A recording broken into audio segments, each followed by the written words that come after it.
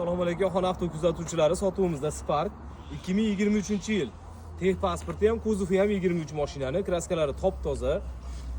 Diskasini 4 qo'yilgan, 4 ta yangi balon, archa balonlar qo'yib qo'yilgan. Polni mashina shunga qilingan. Polni. Tonirovkasi gayigacha. Yurgan masofasi 90 ming. Evakor polilar solingan, bar qo'yilgan. Mashinaning holati zo'r.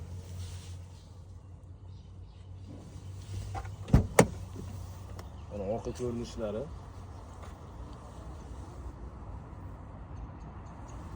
Mashinamiz benzinda harakatlangan, gaz, propan umuman hidlamagan, qo'yilmagan. Orqa ko'rinishlari, mashinaning holati zo'r. Bitta shu aybi bor, mana shu yerda mana ko'rsatib o'tib sizlarga. Ozgina qirilgan joyi bor. Buni endi o'zingiz uchun qildirib olsangiz bo'ladi. Bu mashinamiz Gendavernisga ham, oldi sotdiga ham bu hujjatga bo'laveradi. Egalari yaxshi odamlar. Mashinaning holatlari zo'r. Endi 23-yilga 90 ming normal, endi 2 yil ichida 90 ming endi yuradigan odam yurib qo'yadi.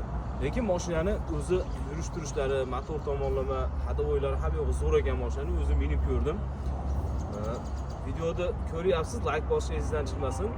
Bir Spark olaman degan do'stlarga yuborib qo'yinglar. Mana shu Spark tinig'ini. Endi bozorda 23 lar kam, почти yo'q desa ham bo'ladi mexanikasini. Avtomat korobka ko'p-ku, mexanikasi kam.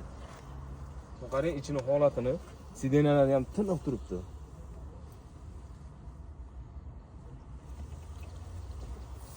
Bu mashinamizni bo'ladigan narxi $8150 bosinglar.